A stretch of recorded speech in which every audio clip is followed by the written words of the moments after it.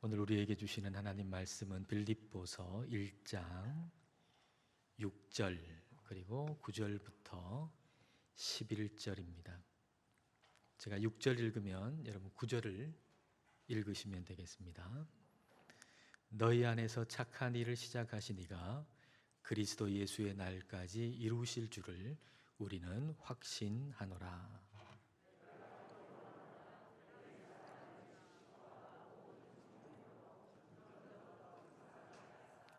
너희로 지극히 선한 것을 분별하며 또 진실하여 허물 없이 그리스도의 날까지 이루고 예수 그리스도로 말미암아 의의 열매가 가득하여 하나님의 영광과 찬송이 되기를 원하노라. 아멘. 여러분이 만일 이름 있는 화가라고 한다면 어떤 사람이 여러분에게 와서 그림 하나 대충 그려달라고 얘기를 하면 굉장히 황당할 것입니다.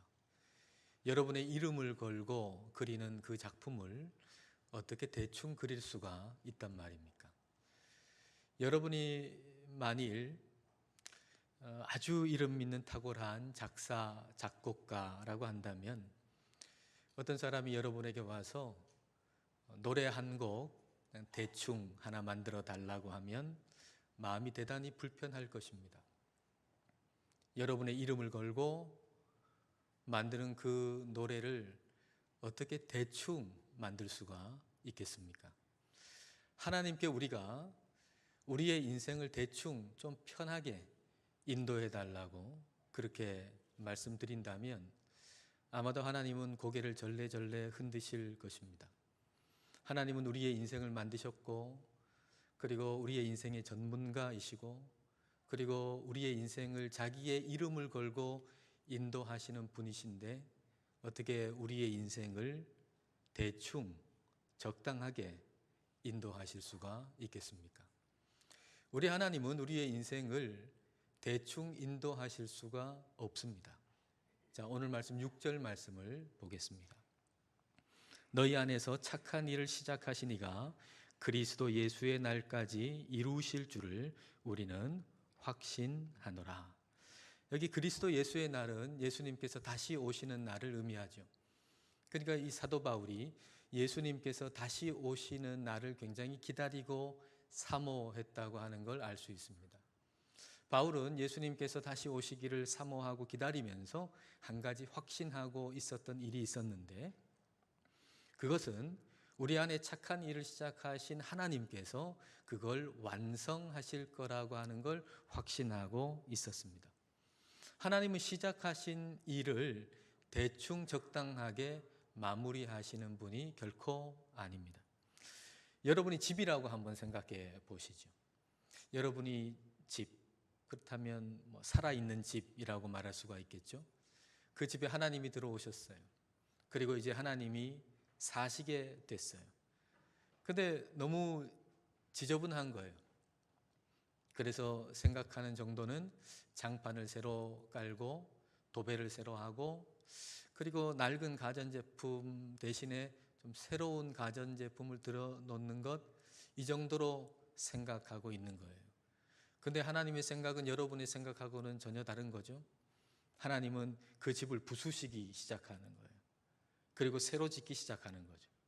새로 짓는데 그것 역시도 여러분이 생각하는 정도의 집이 아니라 왕궁을, 궁전을 짓기 시작하는 거죠. 하나님이 거하실 왕궁, 궁전을 짓기 시작하는 겁니다. 예수님께서 나라고 하는 집에 들어오셨습니다. 그것은 놀라운 사건이죠. 대단한 사건이죠. 우리가 하나님의 자녀가 되는 사건이니까 말이죠. 그걸 우리는 구원이라고 하는 단어를 사용하죠. 나라고 하는 집에 예수님이 들어오셔서 나는 구원을 받았어요. 근데 많은 신앙인들이 이걸 전부라고 생각하고 있어요. 구원받은 것이 신앙생활의 전부라고 생각하고 있는 것이죠. 물론 우리가 구원의 확신을 가지고 있는 거, 구원의 기쁨을 가지는 거, 이건 굉장히 중요한 일이죠. 우리가 일평생 잊어서는 안 되는. 나라고 하는 집 안에 현관문에 우리 예수님이 들어오실 때에 그때의 그 기쁨, 그리고 그 집에 영원토록 우리 예수님께서 사신다라고 하는 확신, 이 구원의 기쁨과 확신은 매우 중요한 것입니다마는 이게 우리 신앙생활의 전부는 아닙니다. 시작일 뿐인 것이죠. 그 시작으로부터 어마어마한 일이 이제 진행이 되는 거예요. 그것은 우리 예수님께서 나라고 하는 집에 들어오셔 가지고 오두막 같은 나를 궁전 같은 나로 바꾸시는 것입니다. 그리고 그 공사 진행 상황은 여러분 각 개인마다 다 다르실 겁니다. 어떤 분의 경우에는 지금 기존의 집을 부수시고 계신 단계에 있을 수도 있고요. 또 어떤 분은 이제 새로운 골조가 이제 올라가는 단계에 있는 분도 계실 거고요. 그리고 어떤 분은 인테리어가 시작된 분도 있을 겁니다. 그러나 어찌됐든지 간에 확신할 수 있는 것은 시작하신 하나님께서 완성하신다는 것입니다. 자, 그렇다면 하나님께서 시작하신 그 착한 일이라고 하는 건 뭘까요? 하나님께서 완성하신다라고 하는 그 완성은 뭘까요? 이것은 다름 아닌 사랑에 관한 이야기입니다. 여러분이 원하는 사랑은 어쩌면 주일 예배를 잘 참석하는 것일 수도 있습니다. 1년 52주 한 주도 빠짐없이 예배당에 와서 예배를 잘 드리는 정도면 우리 하나님을 이 정도 사랑하면 되는 것 아닌가라고 여러분은 그 사랑의 크기를 그 정도로 생각하실 수도 있을 겁니다. 그러나 주님이 원하시는 수준은 그 정도 수준이 아닙니다. 여러분이 원하는 사랑의 크기는 오두막 정도의 크기라면 우리 하나님께서 우리에게 원하시는 사랑의 크기는 궁전의 크기입니다. 자, 그러면 궁전 크기의 사랑은 어떤 사랑일까요? 예수님께서 그 제자들과 그 제자들을 통해서 복음이 전해져서 예수님을 믿게 된 사람들까지 다 포함해가지고, 그러니까 오늘 저와 여러분도 다 포함되죠. 저와 여러분들을 위해서 기도하신 기도가 요한복음 17장에 기록되어 있죠. 그 예수님의 기도 속에 그 해답이 있습니다. 자, 요한복음 17장 26절 말씀입니다. 내가 아버지의 이름을 그들에게 알게 하였고 또 알게 하리니 이는 나를 사랑하신 사랑이, 이게 무슨 말이죠? 나를, 누가? 하나님 아버지가 나를, 예수님을 사랑하신 사랑이 그들 안에, 즉 우리 안에 있고 나도 그들 안에 있게 하려 함이니이다. 예수님은 우리 안에 사랑이 있게 하시겠다고 말씀하셨습니다. 그런데 그 사랑의 크기는 하나님 아버지가 아들 예수님을 사랑하는 사랑의 크기라는 거예요. 정말 이 사랑의 크기는 상상할 수 없는 크기의 사랑이잖아요. 부모가 자녀를 사랑하는 사랑도 얼마나 큰 것입니까?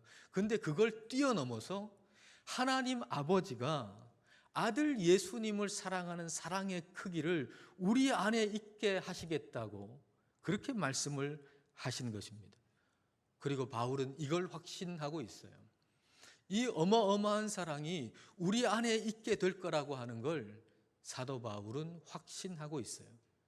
우리 하나님께서 우리 안에 사랑의 씨앗을 심으셨고, 그리고 그 사랑이 어느 정도로 크냐, 커가느냐, 자라느냐, 하나님 아버지가 아들 예수님을 사랑하는 사랑의 크기만큼 자랄 것에 대해서, 그렇게 하나님이 완성하실 것에 대해서 그가 확신하고 있는 겁니다. 그렇게 확신하면서 기도하는 거죠. 확신하기 때문에 기도하는 것입니다. 자, 9절 말씀을 볼까요? 내가 기도하노라 너희 사랑을 지식과 모든 총명으로 점점 더 풍성하게 하사. 사랑이 점점 더 풍성하게 해달라고 기도하고 있죠. 더 큰 사랑을 위해서 지금 기도하고 있는 겁니다. 이 기도는 바울이 빌립보 성도들을 위한 기도입니다. 근데 감옥 안에서조차도 이와 같은 기도를 드릴 정도면 이 기도가 얼마나 중요한 기도인지 우리가 알 수 있죠. 그 정도로 중요한 기도라면 바울이 자기 자신을 위해서 기도했을 것은 분명한 사실입니다. 자, 그렇다면 이 기도는, 더 큰 사랑을 위한 기도는 우리가 우리의 자녀들과 다른 성도들을 위해서 기도할 뿐만 아니라 우리 자신을 위해서도 기도해야 하는 필수적인 중요한 기도라는 사실입니다. 자, 그렇다면 오늘 우리의 기도의 현실은 어떤가요? 오늘 우리의 기도의 현실, 우리는 더 큰 사랑을 위해서 기도하고 있습니까? 우리는 더 큰 사랑을 위한 기도가 아니라 오히려 더 큰 애굽을 위해서 기도하고 있지는 않습니까? 출애굽한 이스라엘 백성들을 여러분 한번 생각해 보십시오. 애굽에서 하나님이 건져 주셔서 애굽에서 나왔잖아요. 근데 조금만 문제가 생기면 그 이스라엘 백성들이 했던 얘기가 뭡니까? 애굽이 더 좋았는데 하는 얘기죠. 애굽에서 먹었던 음식, 그건 참 더 좋았는데 지금 여기서 먹는 음식은 너무 형편없다. 여기서 먹는 음식보다 애굽에서 먹는 음식이 훨씬 더 좋았다. 여러분, 출애굽한 이스라엘 백성들이 하나님께 기도를 했다면, 그 기도한 것이 기록되어 있어가지고 우리가 그 기도 제목을 다 볼 수 있었다면 그 기도 제목은 무엇이었을까요? 한마디로 얘기하면 더 큰 애굽을 달라는 것이죠. 더 큰 애굽. 여기보다 더 편한 잠자리를 주시고, 여기보다 내가 애굽에서 나왔으니까 애굽보다 더 좋은 잠자리, 더 큰 재물, 그리고 더 좋은 음식 달라고 하는 거, 그게 그들의 기도 제목이 아니었을까요? 하나님은 그들을 애굽에서 건져내 가지고 광야를 통해서 가나안 땅으로 가게 하시기 위한 것이었는데, 이스라엘 백성들은 가나안이 아니라 더 큰 애굽을 원하고 있었던 겁니다. 여러분, 우리는 어떤가요? 우리의 기도 역시도 더 큰 애굽이지 않습니까? 하나님은 우리를 세상에서 불러내셨습니다. 착한 일을 시작하신 것이죠. 그리고 하나님은 그 착한 일을 완성하실 것입니다. 그 완성은 하나님께서 우리를 창조하실 때 우리를 지어 나가시기 위해서 설계하셨던 설계도대로 우리를 세우시는 것입니다. 그 설계도에 따르면 우리의 사랑의 크기는 하나님께서 아들 예수님을 사랑하시는 사랑의 크기로 지어져야 합니다. 그래서 그 설계도대로 우리가 지어지기 위해서 우리는 하나님께 협력해서 우리의 사랑이 자라기를 우리는 기도해야 하는 것이죠. 근데 우리는 우리의 사랑이 자라기를 기도하는 것 별로 관심이 없고 더 큰 애굽에 관심이 있는 것 같습니다. 더 큰 세상을 구하는 것이죠. 예수님을 믿고 내가 예배를 잘 드리니까 이제 내가 세상에 속해 있을 때보다 더 큰 성공을 주십시오. 내가 예수님 지금 잘 믿잖아요. 예배도 잘 드리잖아요. 그러니까 내가 세상에 속해 있을 때보다 더 큰 재물을 주십시오. 더 나은 건강을 주십시오. 내가 세상에 속해 있을 때보다 더 많은 것, 더 편한 것 저에게 주십시오. 그렇게 우리는 기도하고 있지는 아닌지요. 그런 것 아니면 교회에 나올 이유가 없다고 생각하는 거죠. 그런 것 아니면 뭘 기도하겠느냐는 것이죠. 많은 사람들이 아직도 여기에 머물러 있습니다. 우리는 한 걸음 더 나아가야 합니다. 애굽에서 나왔으니 애굽보다 더 좋아야 되지 않느냐라고 생각하죠. 맞는 말입니다. 물론 그렇습니다. 애굽에서 나왔으니 애굽보다 더 좋아야 되죠. 근데 애굽보다 더 좋다라고 하는 것은 애굽에서 좋았던 것 그 내용이 더 많아지는 것이 아니라 애굽하고는 내용이 완전히 다른 가나안의 내용으로 채워지는 것, 그것이 애굽에서 나온 사람이 더 나아진다는 의미인 겁니다. 가나안을 가기 위해서 광야가 우리에게 있어야 하듯이 하나님께서 인도하시는 사랑의 크기만큼 자라기 위해서 오늘 우리의 인생이라고 하는 것이 있는 것입니다. 여러분, 우리가 예수님을 믿고 나서 우리의 인생의 과정이라고 하는 것은 더 큰 애굽을 얻는 과정이 아니라 더 큰 사랑으로 자라가는 과정이에요. 여러분, 이걸 착각하시면 안 돼요.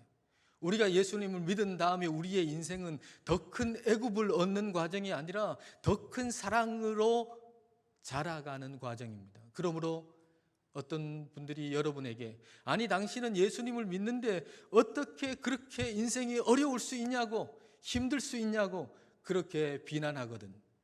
얘기하십시오. 하나님께서 내 안에 있는 사랑을 지금 자라가게 하시고 있다고 말입니다. 여러분, 우리의 인생은 사랑이 자라가는 과정입니다. 이 시작을 하나님께서 하셨고, 그리고 하나님께서 완성하실 것입니다. 이 말은 우리가 할 일은 아무것도 없다는 얘기가 결코 아닙니다. 우리가 할 일이 있죠. 우리가 할 일이 뭘까요? 자, 9절 말씀을 다시 보십시다. 내가 기도하노라. 너희 사랑을 지식과 모든 총명으로 점점 더 풍성하게 하사. 바울은 사랑이 지식과 총명으로, 지식과 총명 안에서 자라기를 기도하고 있습니다. 지식과 총명은 사랑이 자라는 토양입니다. 지식은 하나님에 대한 지식이죠. 그리고 총명은 그 지식을 내 개인적으로 적용할 때 생기는 게 총명입니다. 이제 의과대학에 들어간 사람이 의학 지식을 공부하죠. 그리고 선배가 수술하는 걸 봅니다. 그걸 통해 지식을 쌓는 거죠. 그리고 결국에는 자기가 직접 수술을 하잖아요. 이게 총명에 해당하는 것입니다. 자, 이해를 돕기 위해서 아간을 한번 생각해 보십시다. 여호수아서에 나오는 아간. 아간이 이스라엘 백성들 가운데 한 사람이죠. 근데 이스라엘 백성들 가운데 아간이 같이 있으면서 여호수아를 통해서 하나님의 말씀을 들어요. 그 공동체가 이제 하나님의 말씀을 듣는 거예요. 그 하나님의 말씀은 여리고성을 한 바퀴씩 돌아라. 그리고 7째 날에는 7바퀴 돌고, 그리고 나팔 소리와 함께 함성을 질러라. 그러면 여리고가 무너질 것이다. 근데 그 말씀대로 그 이스라엘 공동체가 그대로 하죠. 그러더니 진짜 그 말씀대로 여리고성이 무너졌어요. 이 공동체를 통해서 아간은 공동체 안에서 정말 하나님이 말씀하시면 그대로 되는구나 라고 하는 것을 경험적으로 알게 됐습니다. 하나님이 어떤 분이신가 라고 하는 걸 지식이 생긴 것이죠. 자, 그렇다면 그 다음에는 총명으로 넘어가야 되잖아요. 자, 그런데 이 여리고성이 무너진 다음에 이렇게 그 안에 가봤더니 그 안에 너무너무 보기 좋은, 갖고 싶은 물건이 거기 딱 있는 거예요. 요즘 말로 하면 아주 명품, 수백만 원 하는 버버리 코트 한 벌이 탁 있는 거예요. 그리고 실버바가 몇 개가 있는 거예요. 골드바가 몇 개가 있는 거예요. 너무 갖고 싶은 거예요. 둘러보니까 아무도 없어요. 하나님의 말씀도 떠올라요. 여리고성을 정복할 때 거기에 있는 것 아무것도 취해서는 안 된다라고 하나님 말씀도 떠올라요. 자, 그러면 그 말씀을 개인에게 적용할 때 총명이 생기는 것이죠. 근데 그걸 적용하지 않았어요. 하나님에 대한 지식은 있었는데 그걸 개인적으로 적용하지 않아서 그에게 총명이 생기지 않았어요. 그러니까 사랑이 자라갈 수가 없는 것이죠. 오늘 우리의 삶에 주어지는 시간, 그리고 우리의 삶 가운데 일어나는 모든 일, 그것은 하나님에 대한 지식을 쌓고, 그리고 그것을 개인적으로 적용해서 총명을 쌓아 그리하여 하나님을 더욱 사랑하는 그 사랑이 자라가도록 하기 위해서 그 시간이 우리에게 주어진 것이고, 그 사건, 그 일이 우리에게 생긴 것입니다. 오늘이라고 하는 시간은 말이죠.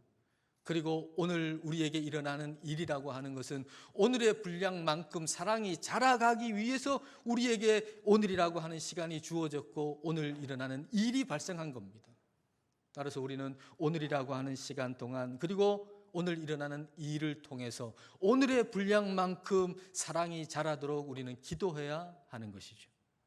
이렇게 하루하루 쌓여서 하나님과 사람을 향한 사랑이 자라가게 되고 풍성해져 가는 것입니다. 이로 인해서 우리에게 일어나는 일이 무엇일까요? 우리 안에 그런 사랑이 자라가게 되고 풍성하게 될 때 우리의 삶에 어떤 일이 일어날까요? 그걸 10절과 11절이 우리에게 가르쳐 주십니다. 자, 10절과 11절입니다. 너희로 지극히 선한 것을 분별하며, 더 나은 안목이 생긴다는 말이죠. 인생과 세상을 향한 더 나은 안목이 생기고, 또 진실하여 허물 없이 그리스도의 날까지 이루고 더 나은 인격으로 자란다는 것이죠. 그래서 11절, 예수 그리스도로 말미암아 의의 열매가 가득하여 하나님의 영광과 찬송이 되기를 원하노라. 우리 안에 사랑이 자라고 풍성해지면 세상과 인생을 바라보는 안목이 더 풍성해집니다. 그리고 인격도 자랍니다. 우리가 예수 그리스도 안에서 사랑이 자란다라고 하는 확신이 있으면 우리는 기다릴 수 있습니다. 여러분, 지금 굉장히 미운 사람이 있다고 한번 해 보십시다. 하나님이 내 안에 사랑을 자라게 하신다라고 하는 확신이 없다면, 어떤 사람이 지금 굉장히 미우면 마음이 자책하는 마음이 굉장히 심각하게 들 겁니다. 내가 지금 예수님을 믿는데 우리 주님은 원수까지 사랑하라고 말씀하셨는데 그 사람이 너무 미운 거예요. 그러는 마음속에 계속 자책하는 마음이 들 수밖에 없잖아요. 아니면 그렇지 않다면 내가 미워하는 감정, 싫은 감정을 그 사람한테 그대로 다 토해내고 말 것입니다. 그러나 하나님께서 내 안에 사랑을 자라가게 하신다는 확신이 있으면 우리는 기다릴 수 있습니다. 왜냐하면 그 사람이 지금 미운 것은 내 안에 그 사람을 향한 사랑이 아직 덜 자랐기 때문이죠. 그리고 조만간 자랄 것이기 때문이죠. 여러분, 우리 마음이 정원이라면, 수목원이라고 한다면 나무 한 그루 한 그루는 어떤 한 사람 한 사람을 향한 사랑이라고 말할 수가 있습니다. 어떤 나무는 말이죠, 그 열매는 굉장히 잘 자랐고 잘 익었어요. 그래서 그 열매를 그 사람한테 주면 그 사람이 참 맛있게 잘 먹어요. 그래서 그 사람도 좋고 나도 좋아요. 근데 어떤 나무의 열매는 아직 덜 자랐어요. 익질 않았어요. 풋과일이에요. 그러면 그 풋과일을 그 사람한테 주면 안 되죠. 미운 감정, 싫은 감정 다 얘기하는 거, 그거는 솔직한 게 아니고 미련한 것입니다. 내 마음속에 막 싫은 감정, 그 사람에 대한 미운 감정, 그거 다 그냥 다 쏟아내고 나는 솔직하고 뒤끝 없다. 여러분, 그러지 마세요. 숨기십시오. 떫은 감 내놓으면 됩니까? 홍시 될 때까지 기다려야 되죠. 이 떫은 감이 반드시 홍시가 된다라고 하는 확신이 있으면 우리는 그걸 숨기고 기다리고 참을 수 있어요. 내 안에 사랑이 반드시 자랄 것이라고 하는 확신이 있으면, 내 안에 사랑을 우리 하나님께서 반드시 자라게 하실 거라고 하는 확신이 있으면 우리는 참고 기다릴 수 있어요. 기다리는 동안에 그 사랑이 더 잘 자랄 수 있는 토양을 만들어내는 것이죠. 우리 하나님을 알기 위해, 하나님에 대한 지식이 쌓이기 위해서 성경을 여러분 열심히 읽으십시오. 그리고 사람을 알기 위한 공부도 하십시오. 그리고 그것을 여러분 개인의 삶에 적용해서 총명이 쌓이게 하십시오. 그래서 그 지식과 총명 안에서 사랑이 자라고 자라도록 하는 것이죠. 그러면 어느 순간 그 사람에 대한 미움이 사라지는 때가 올 겁니다. 그 사람이 대단한 벽처럼 생겨서 그 벽을 무너뜨려야 될 거라고 생각했는데, 아니, 내가 훌쩍 자라서 그걸 무너뜨릴 필요가 없을 때가 오는 것이죠. 그 사람을 이해할 때가 오는 것입니다. 그때 그 사람을 향한 열매를 내어놓으십시오. 그러면 그 사람도 좋고 나도 좋습니다. 이게 예수님 안에서의 의의 열매입니다. 그리고 이것이 하나님께 영광을 올려드리는 것이고, 그리고 하나님께 찬송이 되는 것입니다. 우리 하나님께서는 저와 여러분을, 우리 안에 있는 사랑을 더 자라게 하시고 더 풍성하게 하기 위해서 세상에서 불러내셨습니다. 애굽에서 불러내셨습니다. 그러므로 우리는 더 큰 애굽을 위해서 기도할 것이 아니라 더 큰 사랑을 위해서 기도해야만 합니다. 더 큰 사랑을 위해서 기도하시고 사랑이 날마다 자라가시는 저와 여러분 되시기를 주님의 이름으로 축복합니다. 기도하시겠습니다. 이 시간 기도하실 때 성령님께서 바울에게 주신 기대와 확신과 기도를 생각해 보십시다. 예수님께서 다시 오실 것에 대한 기대와 사모함, 시작하신 분이 완성하실 것이라는 확신, 그리고 하나님께서 우리 안에 완성하실 그 사랑을 위한 기도가 우리에게도 있기를 기도하십시다. 애굽에서 이스라엘을 건져내신 것은 가나안을 위한 것이었는데도 그들의 시선이 애굽에 머물러 있는 것처럼 세상에서 건져냄을 받은 우리 역시도 세상에 속해 있을 때보다 더 큰 성공, 더 나은 건강, 더 높은 지위를 구하는 기도의 수준에 머물러 있지는 않은지 생각해 보십시다. 이제 거기서 한 걸음 더 나아가서 더 큰 사랑을 위해서 기도하며 하나님께서 완성하실 그 사랑의 크기까지 자라가는 삶이 되기를 이 시간 함께 기도하시겠습니다.